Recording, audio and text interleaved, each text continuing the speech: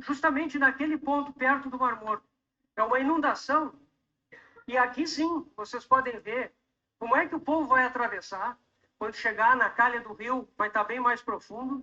Tem que atravessar isso tudo aqui.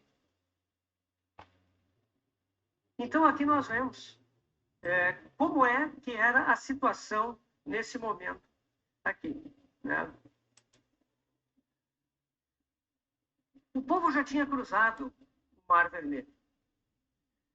E nós sabemos que o Mar Vermelho tipifica a saída do mundo. Agora, o povo vai ter que cruzar o Jordão. O Jordão significa a entrada na Terra da Promessa. Na verdade, irmãos, essas duas experiências do povo de Israel, elas são experiências que devem ocorrer juntas. Elas são parte do nosso batismo. Quando nós descemos as águas do batismo, nós estamos testificando que nós saímos do mundo, que nós fomos redimidos da morte e do inferno. Olha só a coisa interessante. Todo mundo fala em batismo, nasce o nenê lá, vamos batizar, etc. Vocês ouviram o que ele falou que é batismo? Ninguém sabe o que é batismo. E está na Bíblia. E se acha cristão. Aquele batismo, aquela coisa cultural de pegar o nenê. Eu batizei meus dois filhos, mas agora eu sei o quanto era ignorante. Porque aquele batismo não tem significado nenhum, primeiro. Segundo, se tivesse, representaria a morte para o mundo.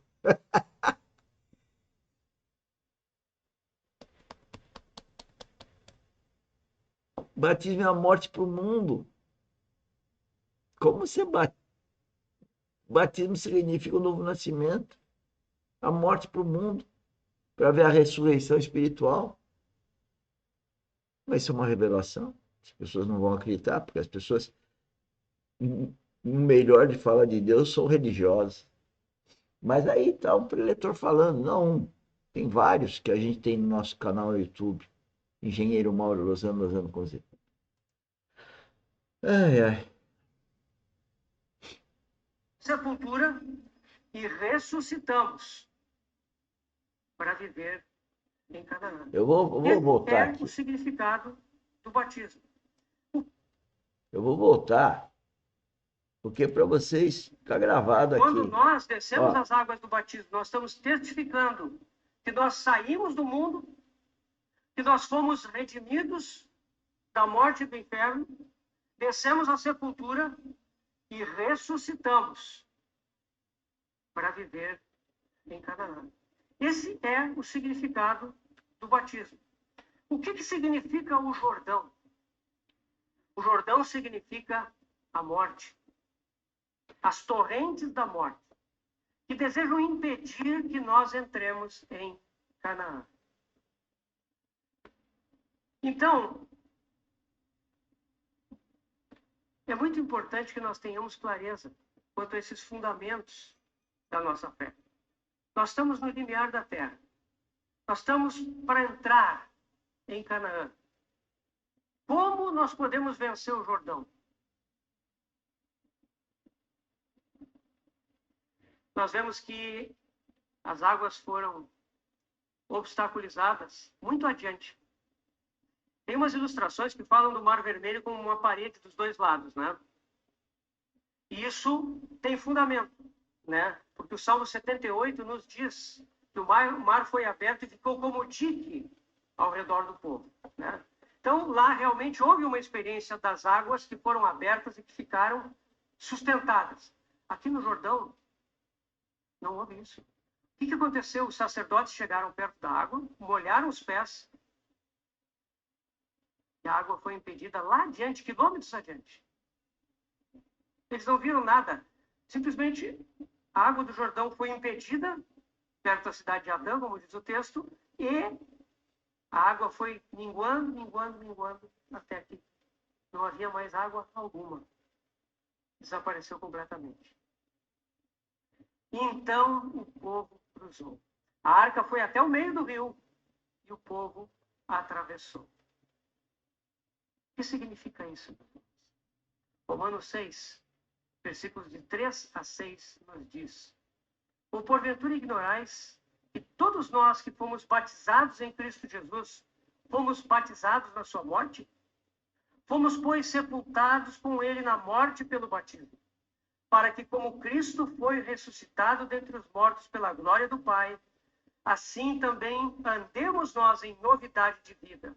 Porque se fomos unidos com ele na semelhança da sua morte, certamente o seremos também na semelhança da sua ressurreição. Sabendo isso, que foi crucificado com ele o nosso velho homem, para que o corpo do pecado seja anulado e não sirvamos o pecado como escravos. Essa travessia do Jordão nos fala da realidade espiritual do nosso batismo. Meus irmãos, a nossa arca, o nosso Senhor, homem perfeito, que viveu neste mundo de forma totalmente agradável ao Pai, que trouxe plena satisfação ao coração do Pai. Ele, no entanto, desceu até o profundo do Jordão. Ele rompeu os grilhões da morte. Ele ficou na morte. E nós pudemos entrar na morte. É muito lindo isso aí. Ele ressuscitou. E nós também, com ele, saímos do Jordão. Tá vendo? Ressurreição. É isso que o Jordão... Se as pessoas ouvissem esse trechinho com amor, elas ressuscitariam também. Porque teria revelação. Mas está gravado. O preletor Cláudio Kalov disse: é linda essa travessia do Jordão.